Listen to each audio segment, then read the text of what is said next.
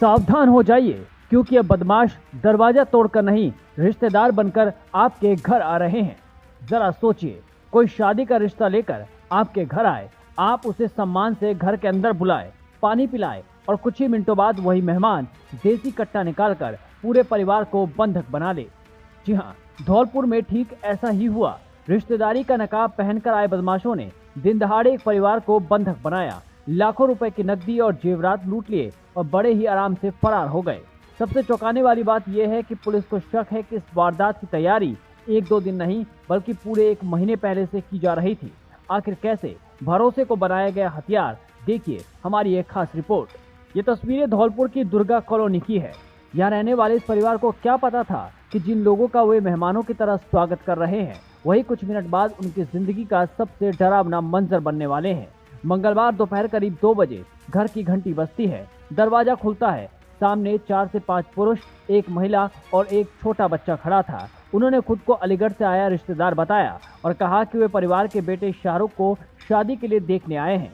परिवार ने बिना किसी शक के सभी को घर के अंदर बुला लिया। मेहमान समझकर पानी पिलाया गया, बैठाकर बातचीत भी शुरू हुई। कुछ देर तक सब कुछ बिल्कुल सामान्य दिखाई देता रहा, लेकिन यह एक सामान्य बातचीत दरअसल एक खतरनाक साजिश का हिस्सा थी।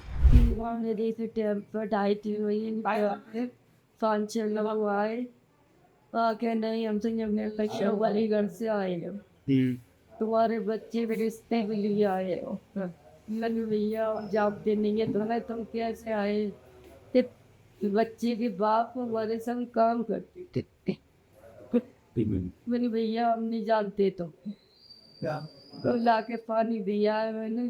पानी दे के फिर मैंने गिलास पानी पी के गिलास रखते और फिर वाला गेट लगाया है, नीचे वाला गेट लगाया है, फिर वालों सही को तीनों को रीटे को ले गया अंदर ले जाके बहुत बुरी तरीके से मारा है। और सब पैसा कहा भैया नहीं है पैसा मेरे पास कोई। जो भी था पुलिस काम अंदर बेड फेड सब सामान किया गया। मारपीट भी करी थी हमने। कितने लोग थे?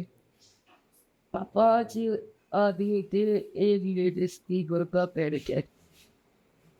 उसमें से किसी को नहीं जानते आप? नहीं, हम किसी को नहीं जानते। अचानक एक बदमाश उठा, घर के दरवाजे बंद कर दिए गए और अगले ही पल देसी कट्टे सहित हथियार बाहर निकल आए। कुछ ही सेकंड में पूरे घर का माहौल बदल गया। बदमाशों ने परिवार के सभी सदस्यों को हथियारों के बल पर काबू में कर लिया। किसी के हाथ बांधे गए, किसी के पैर और सभी के मुंह पर टेप चिपका दी गई ताकि कोई चीख भी न सके। जब बेटे शाहरुख ने विरोध करने की कोशिश की तो बदमाशों ने उसके साथ बेरहमी से मारपीट की। उसे गंभीर चोटें आई, लेकिन बदमाशों के सामने किसी एक की नहीं चली। अब पूरा घर बदमाशों के कब्जे में था। एक एक कर कमरे की तलाशी ली गई, अलमारियां खोली गई, हर दराज, हर लॉकर, हर कोना खंगाला गया। कुछ ही देर में बदमाश करीब 1 लाख रुपए की नकदी, लगभग 5 लाख रुपए के सोने चांदी के आभूषण और 3 मोबाइल फोन समेट चुके थे। लेकिन जाते जाते उन्होंने एक और चाल चली। घर के सभी दरवाजे बाहर से बंद कर दिए ताकि परिवार तुरंत बाहर निकलकर किसी से मदद भी ना मांग सके। क्या घटना हुई? 2 बजे के बाद में हमारे घर में कुछ लोग आए थे। बोले मेहमान है, इससे आ रहे हैं, जानकार है पापा की। पापा का नाम लिया उन लोगों ने और घर में आ गए। हम लोगों ने बिठाया, पानी वानी पिलाया है। बस लेडीज भी थी, 6 लोग थे, 6 आदमी थे अंदर। मैंने फिर पापा फोटो दिलाया उनको कि इनको नहीं पहचानती थी। उन्होंने कट्टा निकाल लिया है, कट्टा निकाल के मुझे सर पर रख दिया है। मेरी हाथापाई भी हुई, इससे मैं कट्टे को पकड़ लिया था।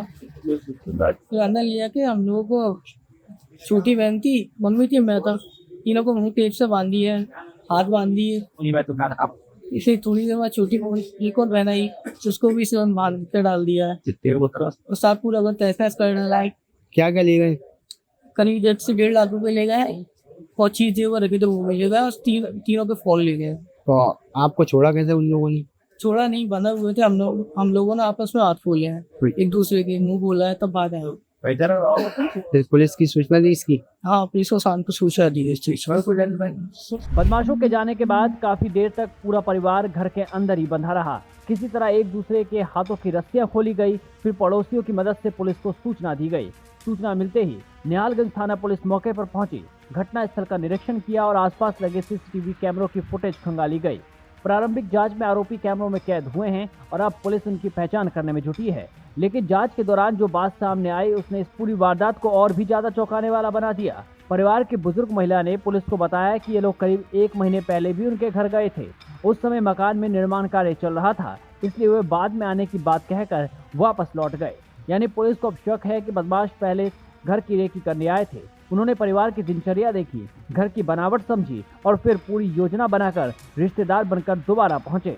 दुर्गा कॉलोनी निवासी शामरुख पुत्र अब्दुल गफ्फार निवासी दुर्गा कॉलोनी, जिसके घर पर करीब 4-5 व्यक्ति दिन में करीब 2:30 बजे के आसपास आते हैं और जो लोग शामरुख के संबंध की चर्चा करते हैं, घर में कुछ देर चर्चा करने के बाद वो लोग अपने एग्रेसिव रूप में आके घर में उपस्थित शाहरुख और उनकी माँ और 2 सिस्टरों को हाथ एडेसिव टेप से चिपका देते हैं और पूछते हैं कि भाई आप जो आपके द्वारा जो जमीन पे सौदा किया गया उसमें जो पैसे आप बिक्री में लाए हैं वो कहाँ रखे हैं। जब उन द्वारा मना किया जाता है तो उनको हथियारों का भय दिखाया जाता है और उसके बाद जरूरी तलाशी करके वो लोग लगभग 1 लाख रुपए के आसपास और कुछ सोने चांदी के जेवर रख के चले जाते हैं। इस पर जांच में मौके पर पहुंची पुलिस ने MI यूनिट से घटनास्थल का निरीक्षण करा दिया, घटनास्थल को सीज कर लिया है और FSN यूनिट भी इसमें अपने साक्ष्यों का करेगी। प्रथम दृष्टया जानकारी में सामने आया है कि शाहरुख की माँ जो सायरा उत्तर प्रदेश के जहाँ से पीछे से बिलोंग करती वहाँ पे उनका प्रॉपर्टी संबंधी कोई डिस्प्यूट चल रहा है। इस संबंध में कुछ जानकारी प्राप्त हुई है, इस संबंध में भी जानकारी की जा रही है। घटना के संबंध में अभी जैसे ही तहरीर प्राप्त होगी इसमें दर्ज कर अनुसंधान की जाए। और पुलिस का कहना है कि आरोपियों की तलाश के लिए विशेष टीम गठित कर दी गई है। सीसीटीवी फुटेज, तकनीकी साक्ष्य और अन्य सुरागों के आधार पर लगातार दबिश दी जा रही है। अधिकारियों का दावा है कि जल्द ही आरोपियों को गिरफ्तार कर लिया जाएगा। लेकिन इस घटना ने हर परिवार के सामने एक बड़ा सवाल जरूर खड़ा कर दिया है कि क्या अब सिर्फ रिश्तेदारी का नाम सुनकर किसी पर भरोसा किया जा सकता है? क्या बिना पहचान की पुष्टि किए किसी अनजान व्यक्ति को घर के अंदर बुलाना सुरक्षित है? अपराधी अब हथियारों से पहले भरोसे पर हमला कर रहे हैं। धौलपुर की यह वारदात सिर्फ 6 लाख रुपए की लूट नहीं, बल्कि ये उस भरोसे पर हमला है जिसके दम पर हमारे समाज में रिश्ते बनते हैं।